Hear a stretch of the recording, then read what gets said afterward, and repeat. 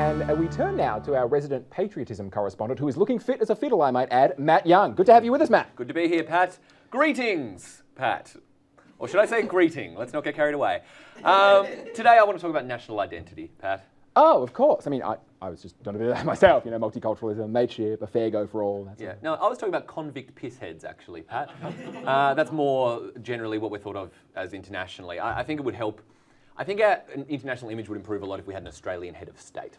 Oh, I see. Like you're talking about how Australia might become a republic? Yeah, exactly. I think it would be great if we had like a president or a king, or I think we'd call it a governor general, just because heads of state are traditionally like good indicators of a nation's identity. Right. So like England has the Queen, the US has the president, and Australia also has the Queen. We basically have the national identity of a kid who says they hate their nan, but just keeps pictures of them everywhere.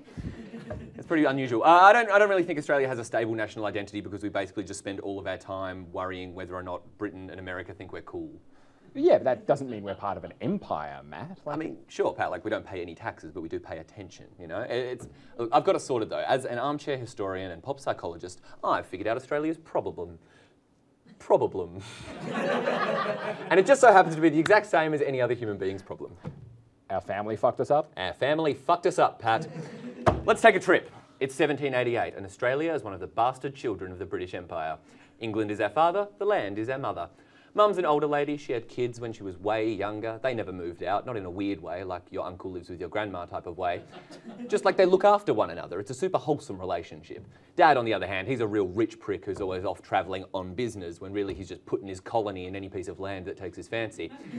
Before we were born, Dad had a baby with America.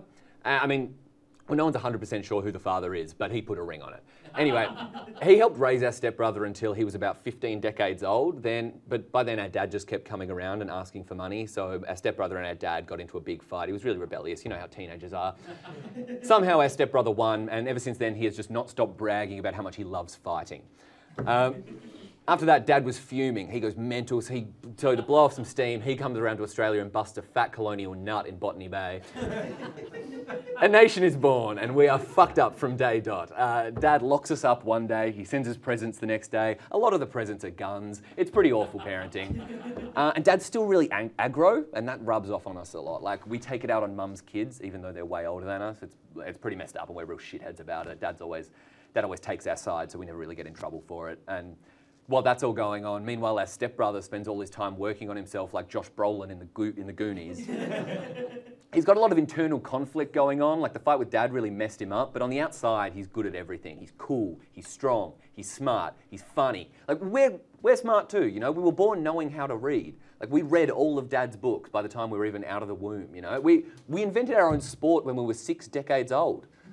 But Dad just makes us play cricket with him all the time because no one else will play with him, and he gives out shitty ash trophies. It's bleak. Everyone thinks that we're humble, but that's just because we've spent all of our whole life just having our family tell us that we're a no-good pack of criminals. So eventually we just gave up and started to go with it, and we were all, oh, criminals are cool. All our favourite people are criminals.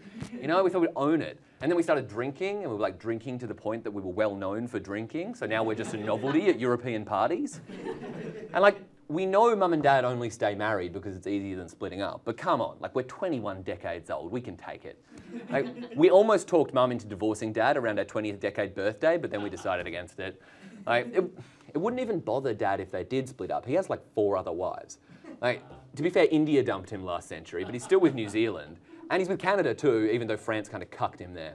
I also think Dad's kind of having like a bit of a crisis at the moment anyway. Like, he's turned into a real hermit and he's having this weird public breakup with his friends. I don't know.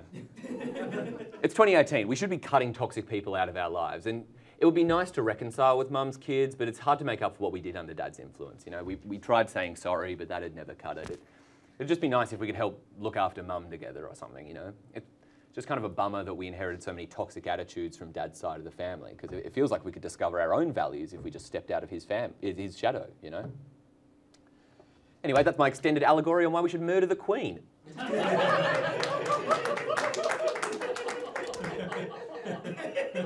We might Might get to that later, actually. Fair enough, Pat. Oh, Pat, by the way, I did mean to say, some guy called Jacob did reply to that Toby guy and said, can confirm pencil dick. 21 likes and a love heart react for that one.